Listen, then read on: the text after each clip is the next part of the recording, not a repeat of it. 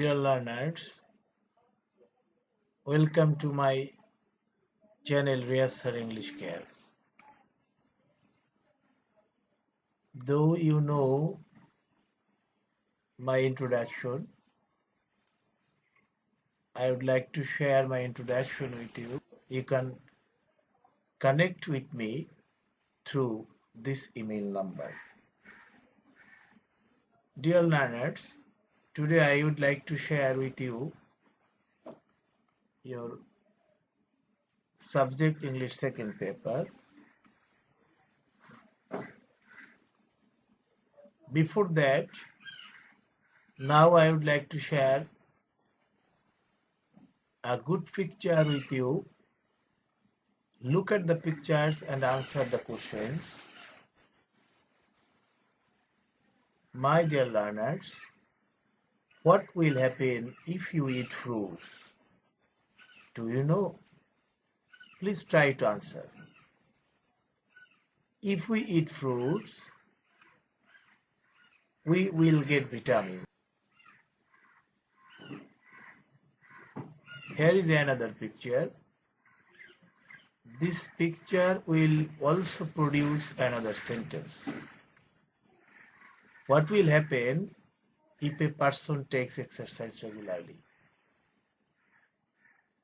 If I speak the Bengali meaning of this sentence, what will happen? কি ঘটবে if a person takes exercise regularly? যদি একজন ব্যক্তি নিয়মিত শরীর চর্চা করে। Answer: if a person takes exercise regularly, he or she will enjoy good health. My dear learners,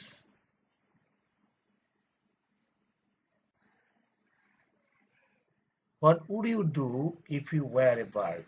যদি তুমি একটি পাখি হতে।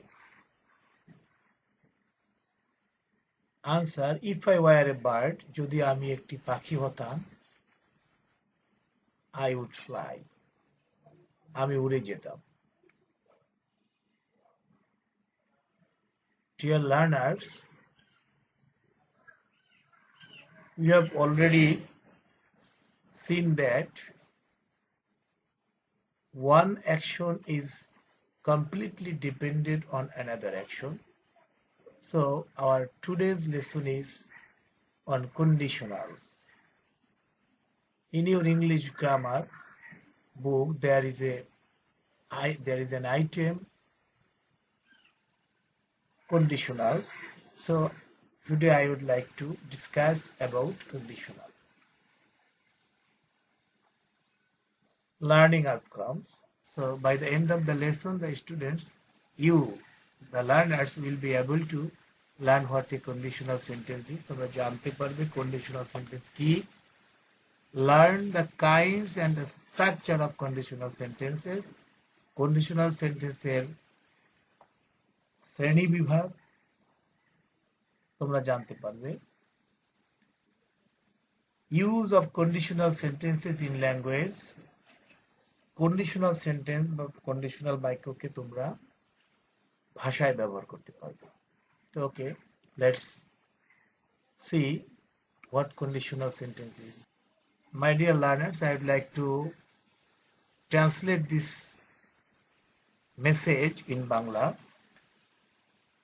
You have noticed that তোমরা লক্ষ্য করেছো যে the pictures produced some sentences. ছবিগুলো যেগুলো আমি দেখিয়েছি, এই সেন্টেন্সগুলো, এই ছবিগুলো কিছু বাক্য তৈরি করেছে that have if clauses. R প্রত্যেকটিতে if clause বা if নামে একটি বাক্যাংশ আছে, if যুক্ত একটি বাক্যাংশ। In English, ইংরেজিতে an if clause is called a conditional. if clause কে বলা হয় conditional, অর্থাৎ যেই সেন্টেন্সে if clause যুক্ত আছে এই ক্লোজটা কি conditional clause বা conditional sentence বলা হয়।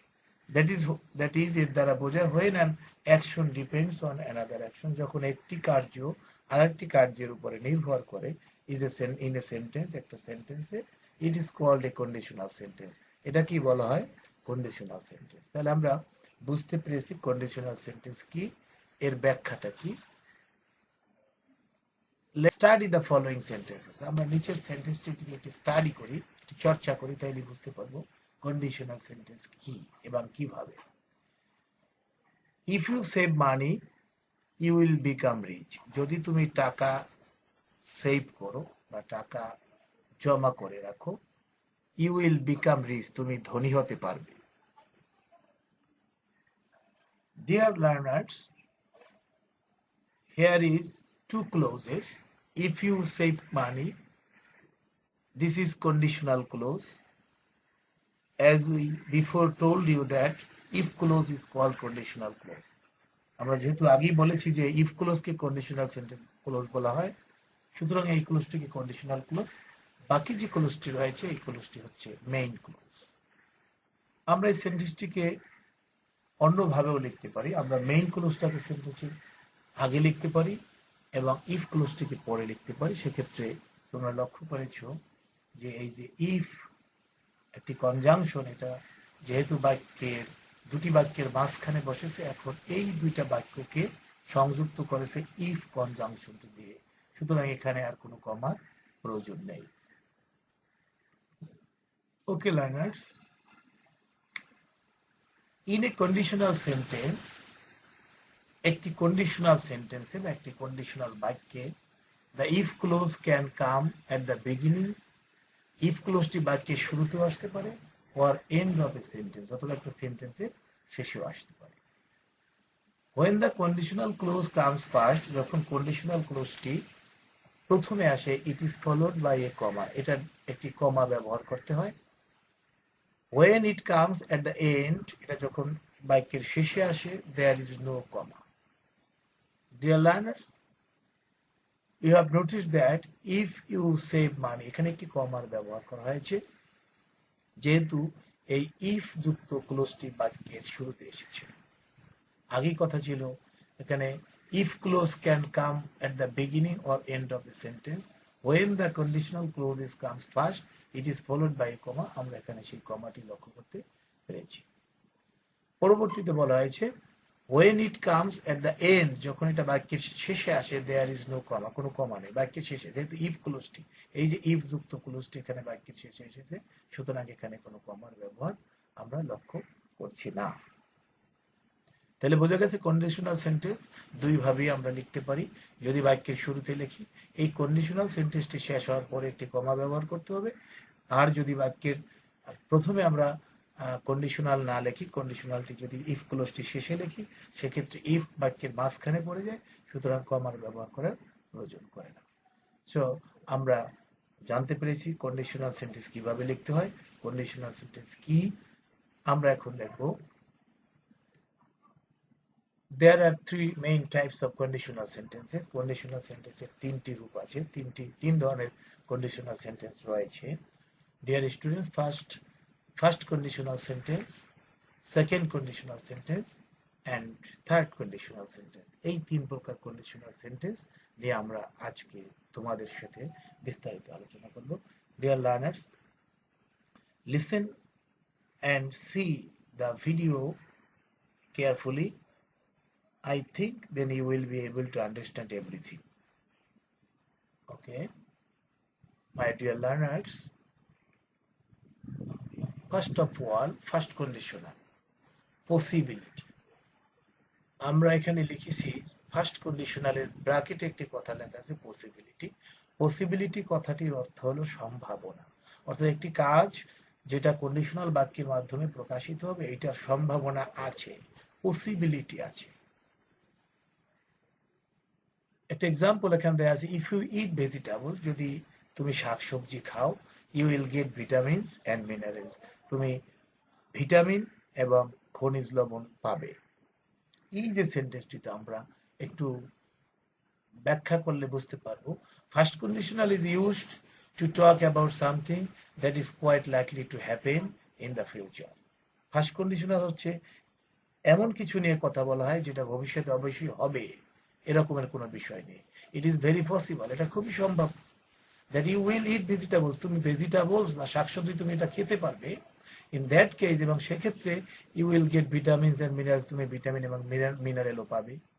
The condition is quite likely to be fulfilled, এই কন্ডিশনটি বা এই শর্তটি এটা পূর্ণ হতে পারে সম্পূর্ণরূপে।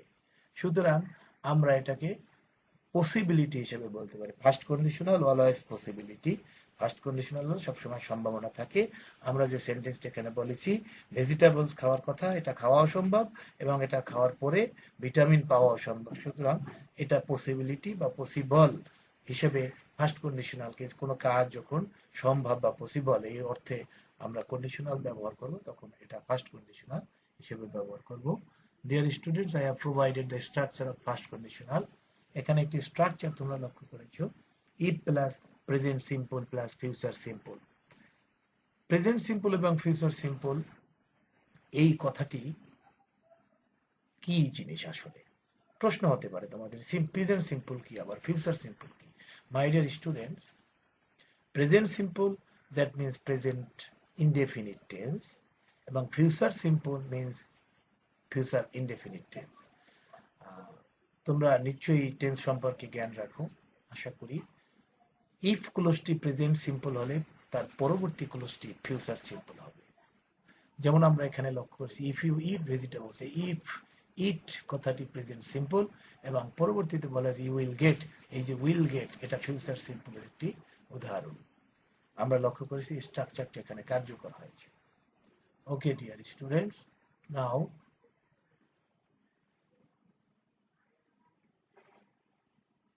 we will see second conditional. Second conditional এর ব্র্যাকেটে লেখা আছে improbable imaginary situation. If we translate it in Bengali, the meaning of the word is improbable, অসম্ভব বা অসম্ভাবনা, যেটা সম্ভব নয়, বা ইমাজিনারি সিচুয়েশন বা কাল্পনিক কোনো পরিস্থিতি। তাহলে বোঝা গেছে সেকেন্ড কন্ডিশনালটা আমরা ব্যবহার করব যখন আমরা কোনো কাল্পনিক পরিস্থিতি বা অসম্ভাব্য কোনো কথাকে আমরা প্রকাশ করতে যাব, তখন সেকেন্ড কন্ডিশনাল দিয়ে সেটাকে করতে পারবো। যেমন এখানে বলা হয়েছে if I were a bird, যদি আমি একটি পাখি হতে পারতাম, আই উড ফ্লাই, আমি উড়ে যেতাম। Dear learners, second conditional is use to talk about a present situation.